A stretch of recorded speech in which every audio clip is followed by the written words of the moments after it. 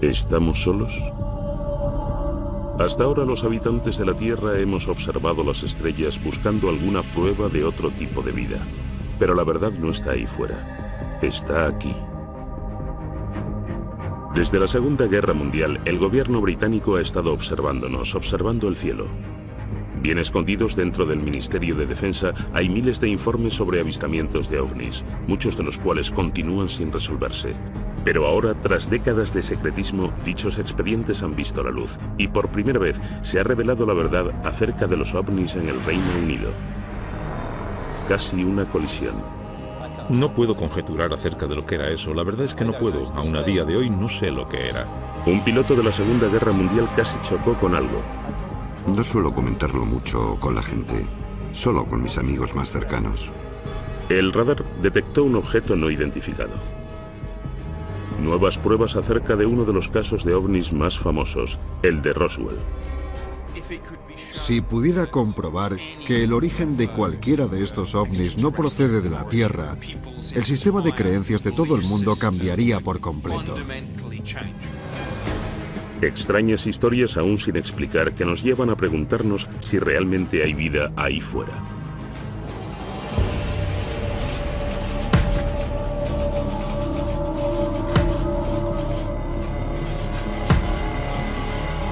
OVNIs en Inglaterra. Nuevas pruebas. ¿Cuáles son las 3 palabras con más búsquedas en Internet? Quizá las 2 primeras no nos pillen por sorpresa. Los ovnis están muy arraigados en el imaginario popular, pero pocos mitos han involucrado tanto las investigaciones gubernamentales y han sido tan vigilados y encubiertos como los ovnis. Alguien que conoce bien la seriedad con la que tratan las autoridades británicas los avistamientos es Nick Pope, antiguo trabajador del Ministerio de Defensa. A partir de 1952, se decidió que realmente se necesitaba una pequeña unidad permanente que estudiara e investigara el fenómeno de los ovnis. Y fue ya en los años 50 y hasta 2009 cuando el Ministerio de Defensa tuvo un pequeño proyecto dedicado al misterio de los ovnis. Pope fue el encargado de este departamento en los 90 y ayudó con los miles de expedientes que el ministerio había reunido durante décadas. Por ahí viene. Ahora que estos han salido de su escondite, testigos clave en avistamientos de ovnis cuentan su propia versión. Y tanto los expertos en la materia como los escépticos y los que sí creen se preguntan qué es lo que el Ministerio de Defensa ha mantenido en secreto. El periodista David Clark fue el primero que convenció al ministerio para que sacara a la luz los expedientes. Gracias a los expedientes, podemos observar que la gente ha visto en el cielo miles de objetos extraños en las islas británicas. No cabe ninguna duda de que la gente ve cosas en el cielo que no sabe identificar. Siempre ha sido así.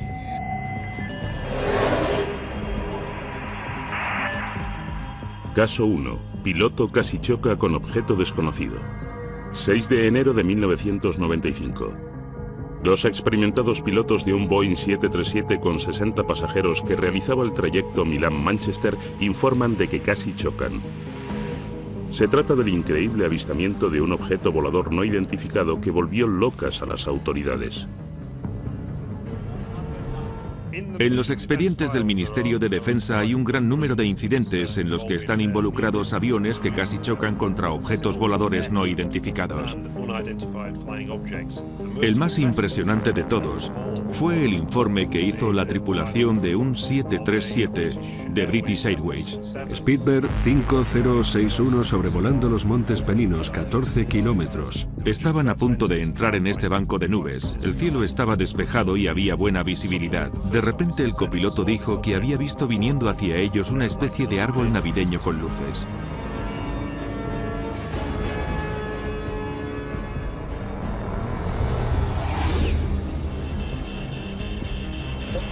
¿Pero qué era eso?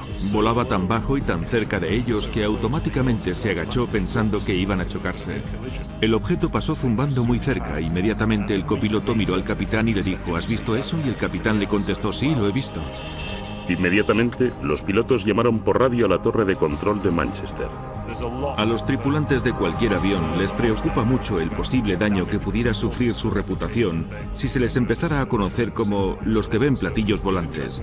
Por lo que resulta muy interesante que en este caso, y a pesar de eso, los dos pilotos decidieran que cuando aterrizasen iban a presentar un informe oficial para que las autoridades encargadas de la aviación civil llevaran a cabo una detallada investigación, que es lo que sucedió. Es la primera vez que los expedientes del Ministerio de Defensa muestran cómo este extraordinario suceso desencadenó una investigación a gran escala dirigida por el investigador de colisiones aéreas Anthony Booth. Para empezar, era algo muy extraño, ya que fue el único caso que recuerdo de los 7 años que estuve trabajando en ese departamento en concreto, en los que tuve que enfrentarme a una cosa así. Hablamos con los pilotos, con los dos, observamos las grabaciones del radar y las transcripciones de las voces de los pilotos, así como las grabaciones de lo que dijeron los de control de tráfico aéreo. Hemos buscado cualquier cosa que pueda arrojar algo de luz acerca de lo que pudo ser ese objeto. Los pilotos no quieren hablar públicamente de la colisión que casi se produjo, pero los expedientes del Ministerio de Defensa recogen lo que contaron en su momento a Anthony Booth. Al principio, centré mi atención en el brillante escudo que estaba delante de nosotros, pero algo que había a los lados me distrajo. El objeto tenía numerosas luces pequeñas y blancas, como un árbol de Navidad. Iba a mucha velocidad, y aunque era imposible calcular la distancia, estaba muy cerca. Existe la transcripción de la conversación entre el capitán del 737 y los de control desde tierra. Manchester, hablo desde el Speedbird 5061. Algo nos ha pasado por encima, por el flanco derecho a mucha velocidad. Y los de Manchester inmediatamente les contestaron, no se ve nada en el radar. ¿Era un avión? Bueno, tenía luces, nos pasó por estribor muy rápido. Los de Manchester preguntaron, ¿por encima de vosotros? Sí, un poco por encima de nosotros, sí. Los de Manchester les aconsejaron que mantuvieran los ojos bien abiertos por si veían algo más, pero no vieron nada. Ese objeto debía ser muy rápido. Debía ser muy rápido o haberse dirigido hacia abajo muy deprisa cuando os pasó. De acuerdo, vamos allá. La torre de control de Manchester no pudo encontrar nada en el radar. Según Doug Robb, experto en radares, este hecho es extraordinario. La probabilidad de que no se detecte una actividad así es remota, ya que en la zona operan varios radares, y cualquier movimiento a esos niveles debería, casi sin ninguna duda, haber generado una respuesta en el radar, pero no se vio nada. Entonces, ¿qué era lo que no detectó el radar? Los expedientes del Ministerio de Defensa muestran que los investigadores y los pilotos barajaron todas las posibilidades. ¿Crees que era un ala delta? Por la noche sería un suicidio. Un ala delta no llamaría la atención de un radar normal, ¿no? ¿Un cometa? No, no creo. Un meteoro sí que podría ser detectado si el radar mirara justo en la dirección correcta, cuando ese fragmento de detrito pasó a una gran velocidad. ¿Un objeto militar? Puede ser, pero no lo reconocí y estamos cerca de un aeropuerto importante. Debería haber aparecido en el radar. ¿Un avión espía? No creo, no parecía un avión furtivo. Los radares normales a veces no detectan aviones furtivos. Un avión espía se ocultaría y no volaría en una zona en la que le pudieran ver, y menos en una zona con tantos aviones de línea. ¿Un ovni? No digas tonterías. No lo sé. Los pilotos no mentían. Es cierto que tuvieron una experiencia fuera de lo común que aún hoy no saben explicar.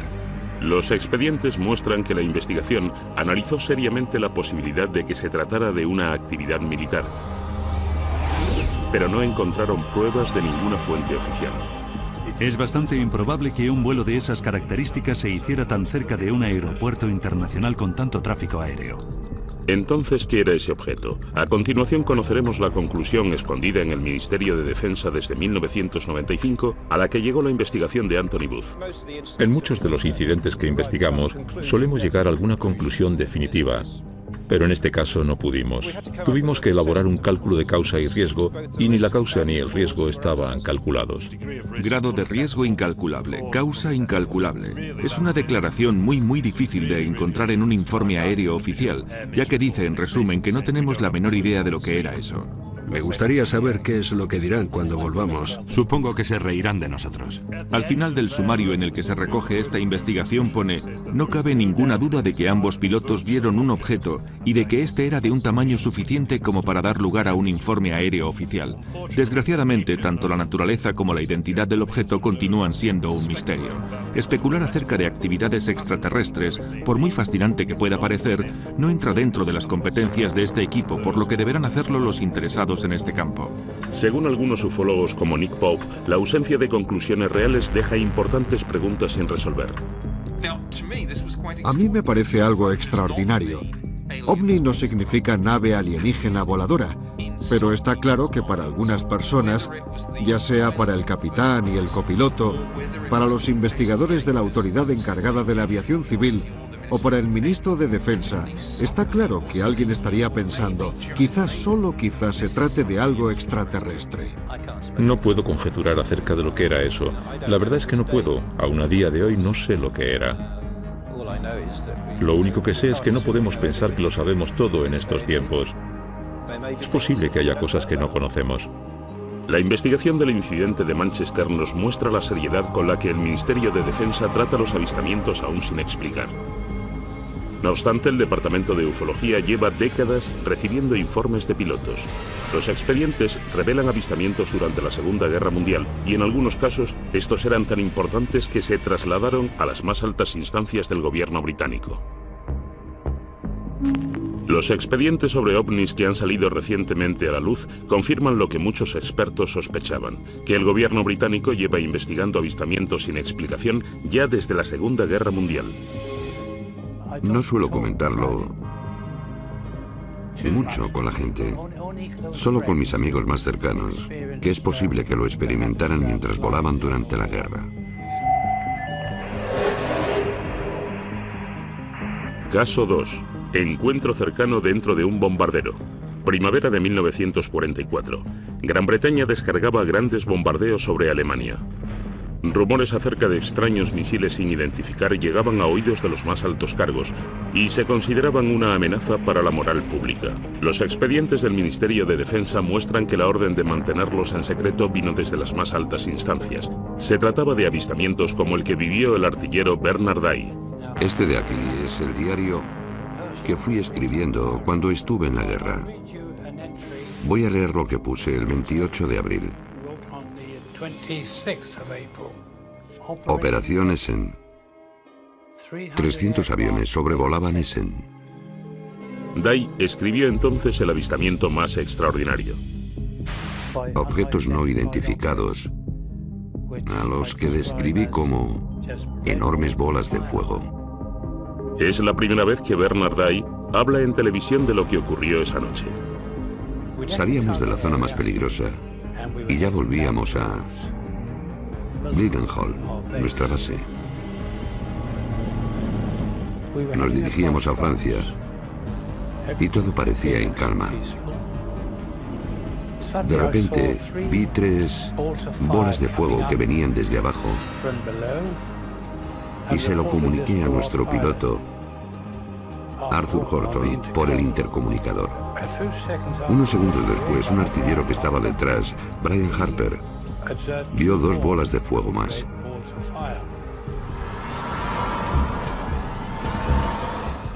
En ese momento, Arthur se quedó un poco preocupado y preguntó, ¿eran soldados? No eran soldados, eran bolas de fuego que venían hacia nosotros. Le dije a Arthur que hiciéramos una maniobra evasiva. Corkscrew, starboard, vamos, vamos.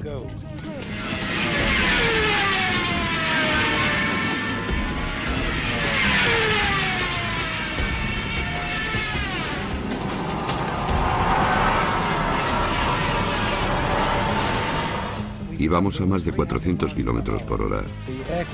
El avión se agitaba como una hoja, y aún así aquella cosa nos seguía. El piloto tenía miedo de quemar el motor. Nuestro ingeniero Dave decía, pero ¿y el motor? No se preocupe por el motor, señor, siga, siga, o algo por el estilo. Las palabras fueron un tanto groseras. A los tripulantes y a mí nos dio mucho miedo ver esas bolas. Después de recorrer una distancia muy corta, estos 5 objetos rojos aminoraron la marcha y simplemente las luces rojas desaparecieron en la oscuridad que nos rodeaba y volvimos a casa sanos y salvos. Cuando volvimos a Mildenhall, nuestra base, bueno, es habitual que los agentes de inteligencia pregunten a cada equipo. No pararon de reírse de nosotros, lo que molestó al piloto, que les contestó que ellos no se reirían tanto si hubieran estado sentados dentro del avión con nosotros. ¿Qué cree el artillero Bernard Day que eran aquellos objetos? No supe qué pensar, pero creí que era simplemente una nueva arma que habían inventado los alemanes. Pero Bernard Day no es el único. Durante la Segunda Guerra Mundial, otra tripulación de un avión informó de avistamientos inexplicables, y ahora sabemos que al menos uno de esos informes se eliminó y de que la orden para hacerlo vino directamente desde las altas esferas. Al primer ministro durante la guerra, Winston Churchill, le asustaba tanto que el informe se filtrase que ordenó que no viese la luz en 50 años. El señor Churchill declaró que el incidente con el ovni debería permanecer clasificado durante al menos 50 años y que lo habría de revisar un futuro primer ministro. La orden de Churchill se refería específicamente a un avistamiento producido casi al final de la guerra por una tripulación aérea británica que volvía de una misión de reconocimiento de Alemania. En los expedientes consta: mi abuelo estuvo en un debate sobre un incidente inesperado que sufrió la tripulación de un bombardero de las Fuerzas Aéreas Británicas. Los expedientes del Ministerio de Defensa muestran que la historia se originó gracias al nieto de uno de los guardaespaldas de Churchill, que estuvo presente en una reunión urgente entre el primer ministro y el capitán estadounidense de las tropas aliadas, el general Eisenhower, que discutieron juntos este incidente. Escribió para ver si el ministro podía confirmar esta historia de que este hombre, que era guardaespaldas, estuvo presente en una conversación entre Winston Churchill y Eisenhower acerca de un misterioso incidente que vivió la tripulación de un avión de reconocimiento de la Fuerza Aérea Reales. Vieron un objeto metálico que apareció al lado de su avión y seguía al avión y se comportaba de una forma completamente inexplicable para ser un avión alemán o cualquier otro tipo de avión nazi o de objeto volador de los que ellos tenían constancia. Un importante experto en aviones también estaba en la reunión. Descartó la posibilidad de que fuera un misil, ya que los misiles no pueden igualar su velocidad a la de un avión que vuela más despacio y luego acelerar otra vez. Churchill se aseguró de que este asunto no llegara más lejos. Otra persona presente en la reunión planteó la posibilidad de que fuera un objeto volador no identificado, lo que hizo que Churchill anunciara que el incidente debía clasificarse inmediatamente. Pero el expediente llega más lejos. Una extraordinaria línea explica el terror que sentía Churchill a la reacción del público ante el avistamiento de este ovni si alguna vez llegara a hacerse público. Este suceso debe clasificarse inmediatamente, ya que provocaría una psicosis colectiva entre la población y destruiría la creencia en la Iglesia. Sin embargo, el expediente también desvela que no era la primera vez que Churchill se veía envuelto en este tipo de avistamientos. En octubre de 1912 se produjeron avistamientos de unas luces misteriosas en el cielo sobre los astilleros de Sheerness, en Essex. Winston Churchill era el primer lord del almirantazgo y tuvo que ocuparse de este asunto. Además, Churchill tuvo que admitir en el Parlamento que no podía explicar lo que se había visto. Los expedientes muestran que una vez acabada la guerra, Churchill se interesó por los avistamientos sin explicación. Tras los avistamientos de Washington DC en 1952, este tema acaparó muchas portadas. Winston Churchill se interesó de nuevo y mandó un memorándum al secretario de Estado del Aire. ¿Qué es todo esto de los platillos volantes? ¿Qué puede significar? ¿Cuál es la verdad? Hágame llegar un informe en cuanto le sea posible. Hasta ahora Bernard Day no sabía que había habido otros avistamientos durante la Segunda Guerra Mundial que Churchill quería mantener en secreto en un periodo tan crítico. Le enseñamos el expediente del Ministerio de Defensa acerca de Churchill que acababa de hacerse público. Después de leer este informe, me da la sensación de que es idéntico a lo que nosotros presenciamos y vimos esa noche. No había oído hablar de esto antes, pero no me sorprende que se lo contaran, ya que sucedieron durante la guerra. Y está claro que estos objetos existieron.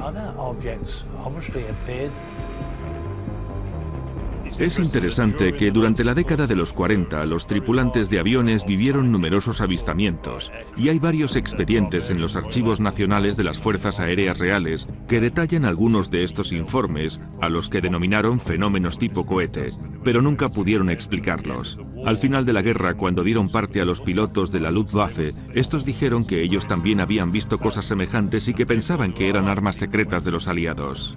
¿Hay alguna explicación para lo que los tripulantes de los aviones vieron? Dave Clark tiene su propia teoría. Simplemente pensaron que la dotación aérea había sufrido percepciones erróneas. Estaban esperando la acción del enemigo y estaban demasiado cargados de adrenalina.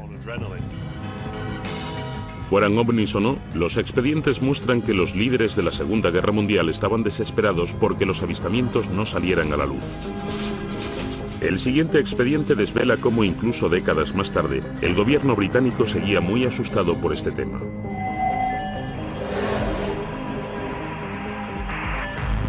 ¿Se ocultaron fotos de ovnis? Muchos expertos en ovnis creen que el expediente Pitlochry ilustra una de las conspiraciones ufológicas más importantes de los últimos tiempos.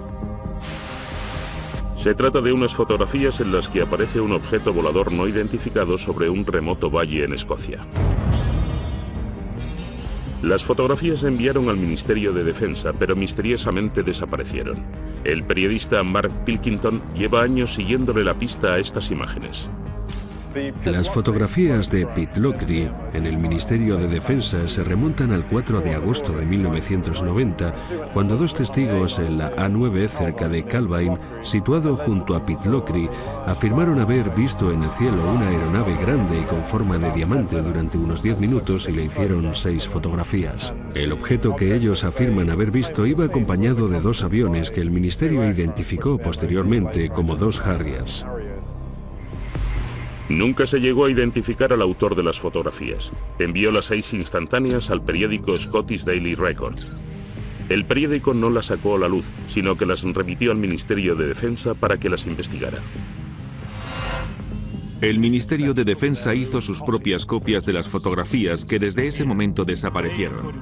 Según los expedientes, mandaron de vuelta los negativos originales al periódico, que inexplicablemente nunca sacó a la luz este tema y nunca publicó las fotografías. Presuntamente el periódico devolvió las instantáneas a los 2 hombres, cuyos nombres han sido eliminados del expediente, por lo que no podemos preguntarles a ellos. Es un misterio sobre otro misterio.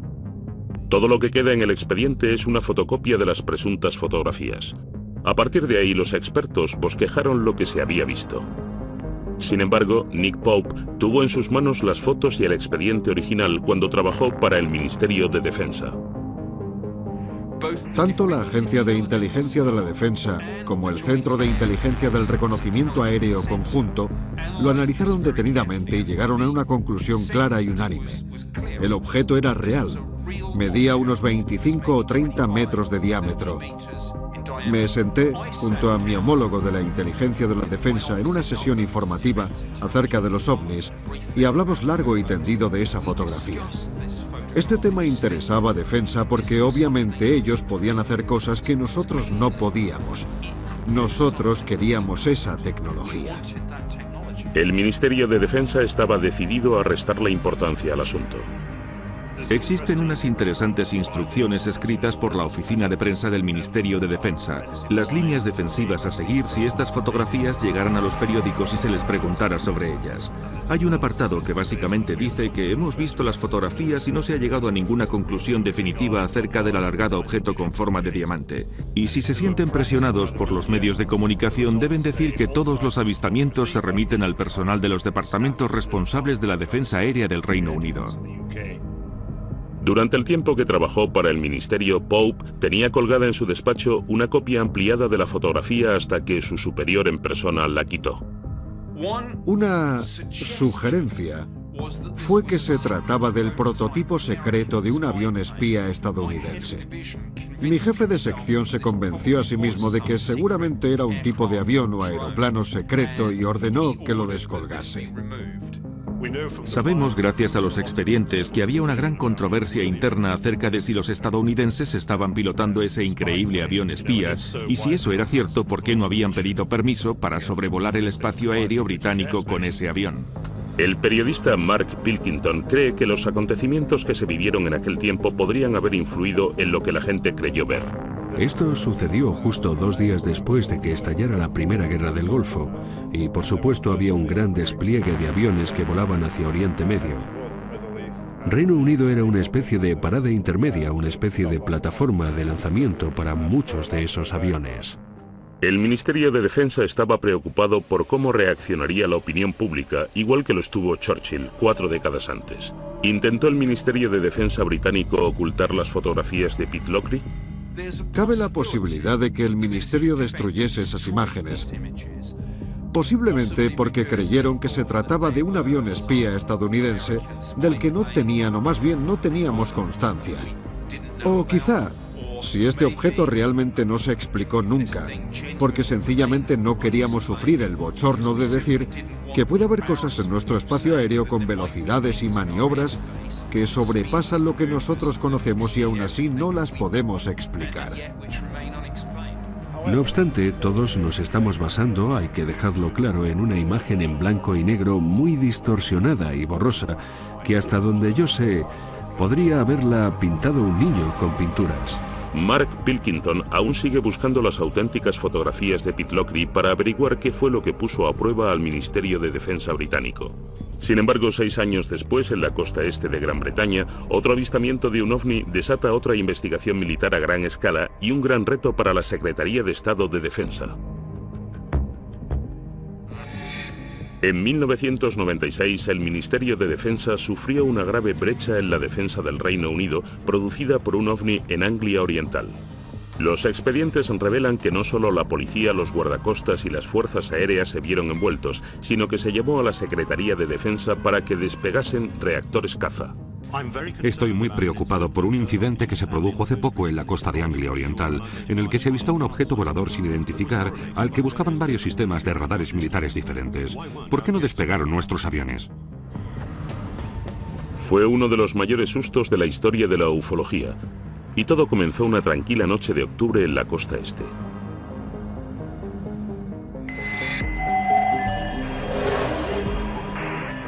Caso 4. Despeguen.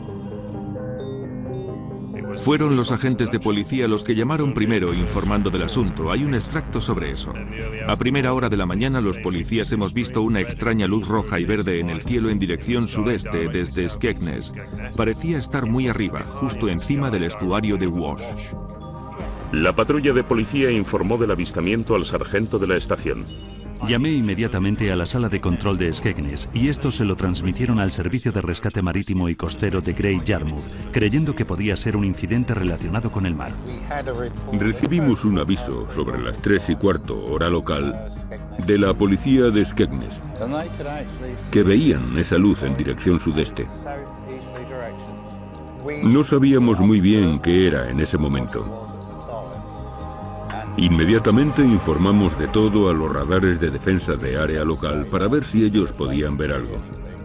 La llamada llegó hasta Neatishead, el centro de defensa aérea más importante del sur de Inglaterra. El radar Claxby ha encontrado algo en las coordenadas 221 grados. Se dieron cuenta de que en uno de los radares había un parpadeo que no supieron identificar, no era un avión. ¿Serían lo mismo el misterioso parpadeo del radar y las extrañas luces que vio la policía? Empezaron a recibir llamadas de pánico de la gente. No nos están invadiendo. Una llamada avisó a navegación para que vigilaran si había más luces extrañas. Después llegó un buque. MV Conocos a Yarmouth. Estamos viendo unas luces encima del estuario de Wash. El buque que estaba en el mar, el Conocos, estaba más o menos por esa zona. A las 3:50 la patrulla de policía de Leyland corre hacia el tejado de la comisaría para grabar las extrañas luces y consigue grabar una secuencia de 5 minutos en la que se puede ver un solo rayo inmóvil de luz blanca. Las noticias acerca del avistamiento del ovni se propagan con rapidez. La transcripción de la conversación entre el guardacostas y la policía y los trabajadores del buque se filtró a la prensa local. De repente, se convirtió en un famoso incidente relacionado con los ovnis que llamó la atención del parlamentario local. El avistamiento ganó tanta fuerza y popularidad que el propio parlamentario laborista Martin Redmond se vio envuelto y tuvo que contestar preguntas muy difíciles. Martin Redmond dijo: a ver, tenéis agentes de policía que ven ovnis, a oficiales de las fuerzas aéreas británicas siguiéndoles por radar, y aún así no habéis conseguido encontrar a ese avión para echarle un vistazo. Hay una copia de la carta que Martin Redmond envió al honorable Michael Portillo, secretario de Estado de Defensa. Dice así: estoy muy preocupado por un incidente que se produjo en la costa de Anglia Oriental hace poco en el que se avistó un objeto volador sin identificar al que buscaban varios sistemas de radares militares diferentes. Estoy interesado en descubrir qué es lo que la gente vio. Mis principales preocupaciones surgen de la desmedida confusión que un acontecimiento como este provocó. En realidad está atacando al Ministerio de Defensa preguntándole ¿por qué no reaccionasteis? ¿Qué hacen las fuerzas aéreas británicas? Esto les ha hecho mucho daño. Los expedientes lo retratan como un momento de caos. La carta desató una investigación en el ministerio para explicar por qué las fuerzas aéreas no actuaron. Doug Robb era entonces el jefe de las operaciones nocturnas. Le enseñamos lo que el ministerio había descubierto y las conclusiones no le sorprendieron. Este diagrama muestra el gráfico producido por el radar en la zona de Boston en esa noche. Y en conclusión, muestra que Class B sí detectó el objeto, pero no se movía y estaba en tierra. Tras investigarlo, llegaron a la conclusión de que se trataba de la torre de una iglesia, el Tocón de Boston, como se la conoce popularmente. Los expedientes afirman con rotundidad que este fue el culpable. A esta iglesia se la conoce como el Tocón de Boston en el mundo de la aviación, ya que a veces aparece en algunos radares, dependiendo de las condiciones de propagación del mismo. Dijeron que se trataba de un fenómeno que no está relacionado con el de las luces brillantes e inmóviles que había visto la policía de Boston y Skegness y la tripulación del buque. El informe concluía que la orden para que despegasen los cazas no estaba justificada, para disgusto del parlamentario Martin Redmond. Los aviones podrían despegar si un objeto a unos 500 kilómetros se acercara a gran velocidad, pero no van a despegar por algo inmóvil que está en tierra. Quiero decir, ¿qué amenaza había? Si lo que detectó el radar era de verdad una iglesia, ¿qué eran las misteriosas luces que vieron la policía y los del buque? El Ministerio de Defensa escudriñó la secuencia de vídeo grabada por la policía. Parece una luz lejana que viene del cielo. El Ministerio de Defensa envió la secuencia al Real Observatorio de Greenwich para que éste la analizara. Ese informe permanece encerrado desde 1996 en el Ministerio de Defensa. El experto en ovnis y astronomía Ian Redpath vio tanto las conclusiones como el vídeo de la policía. Si miramos el vídeo, lo que veremos es un brillante punto de luz que permanece inmóvil y que parece que no está haciendo nada. Por eso lo que yo creo es que hasta los testigos más capacitados pueden caer en un error muy básico, que es confundir los cuerpos celestes. El que confunde más suele ser Venus. De hecho, se le conoce como la reina de los ovnis, porque por la noche es el cuerpo más brillante del cielo detrás del Sol y la Luna, y eso es posiblemente lo que vio la policía. También cree que existe una explicación para el color de las luces. Cuando el zoom se acerca mucho, es muy frecuente que la cámara deje de enfocar, y por eso se pueden ver figuras extrañas, que no son sino el propio diafragma de la cámara. Pero esto tampoco explica lo que vio la tripulación del petrolero. La investigación del ministerio afirma que vieron una luz que no iba en la dirección de Venus. Y eso les confundió. Estas luces siguen sin tener una explicación. Pero el experto Ian Redpath cree que sí existe una respuesta. El objeto que vieron al norte los del buque, creo que es otra estrella brillante llamada Vega, que parpadea y emite luces de múltiples colores. El escéptico experto en ovnis Dave Clark cree que existe una razón por la que este incidente se convirtió en tan relevante. Esto sucedió en 1996, cuando la serie Expediente X tenía sus cuotas más altas de popularidad en la televisión. Ese fue el año 1996 y también el 97, en los que más informes se recibieron desde 1978. Entonces, ¿está ya cerrado el caso de Anglia Oriental? O aparecerán nuevos misterios como los que sucedieron en uno de los casos más famosos de Gran Bretaña y que se niega a ser olvidado, el de Roswell de Gales.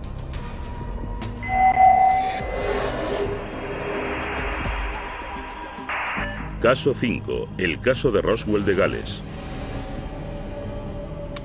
En 1974, en el norte de Gales, miles de personas vivieron un violento temblor a la vez que se vieron luces que caían desde el cielo. Algunos ufólogos piensan que un ovni colisionó y que se intentó ocultar el caso conocido como el del Roswell de Gales. Eran ruidos muy fuertes, sí. De repente toda la casa vibró. La casa empezó a temblar. Parecía que estaba justo encima de nosotros. Pensé que la casa se caía. Había una luz procedente de las montañas, por ahí. 24 de enero de 1974, 21:50 hora en el meridiano de Greenwich. Se ven 5 cuerpos increíblemente resplandecientes que atraviesan el cielo. Se han conocido nuevos datos que alimentan más aún el misterio. Uno de los testigos más importantes del denominado incidente de Bergen es Hugh Loy, que por aquel entonces era el hijo de un granjero y contaba solo con 14 años. Justo después de las 8:30 de la tarde, la familia de Hugh sintió el devastador terremoto. Fue una experiencia aterradora. Aún hoy, 40 años después, Hugh recuerda ese día como si hubiera sido ayer. Oí como un golpe seco. E inmediatamente todo empezó a moverse con mucha violencia. La luz parpadeaba y la tele, las luces y la fotografía que estaba sobre el televisor parecían copos de nieve en la pantalla. Todos estábamos muy asustados, no teníamos ni idea de lo que pasaba.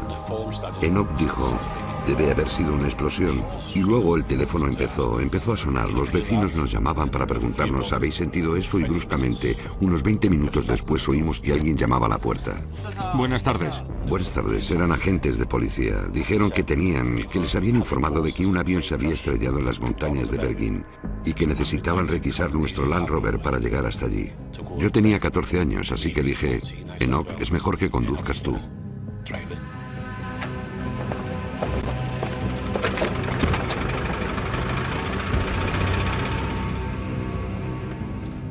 Y continuamos por la montaña durante casi 1 kilómetro, igual más de 1 kilómetro. Entonces nos bajamos del coche, nos paramos un momento, cogimos las linternas. Todo estaba muy tranquilo y muy oscuro, allí no había nada que ver. Repartid las linternas. Y uno de ellos dijo, aquí no hay nada, está todo muy tranquilo, no se ve nada, es mejor que bajéis. Así que nos íbamos de nuevo a subir a los coches cuando vimos una luz blanca muy brillante. ¿Qué es eso? En el valle, justo detrás de esos árboles, hacia la izquierda, en el valle entre esas dos montañas, vimos una luz blanca muy brillante que salía como de la tierra, hacia arriba. Y era muy brillante. Yo supe que procedía de la tierra, pero no pudimos ver qué era lo que la emitía porque estaba muy abajo en el valle, escondido. No parecía la luz propia de un accidente de avión. Era demasiado blanca para tener fuego cerca y duró muy poco, 20 segundos como mucho. Rastrearon toda la montaña, pero no había ni rastro de un accidente aéreo. ¿Qué era entonces esa luz? El ufólogo Andy Roberts lleva investigando el ovni de Bergen durante años. A pesar de ser escéptico, reconoce que existe un misterio central que concierne a otro testigo clave en el incidente. En un pueblo cercano llamado Yanderville vivía una enfermera que se llamaba Pat Evans. Allí también sintió la explosión y como ella era enfermera y tenía el equipo médico necesario, pensó que si se había estrellado un avión podía ir allí y ayudar hasta que llegaran los servicios de emergencia. Pat Evans estaba con 2 hijas adolescentes a unos 6 kilómetros de Hugh Loy cuando la tierra tembló. ¿Qué ha sido eso? Sonaba como un avión. Así que cogió a las niñas, las metió en el coche, condujo unos 10 o 15 minutos hasta llegar a la carretera B4391, esperando ver un avión estrellado y envuelto en llamas. Esta es la carretera por la que conducía. Es una carretera que conocía muy bien, por lo que no tuvo problemas en llegar hasta aquí de noche. Obviamente ella esperaba ver lo que pensaba que había sido una desgracia aérea.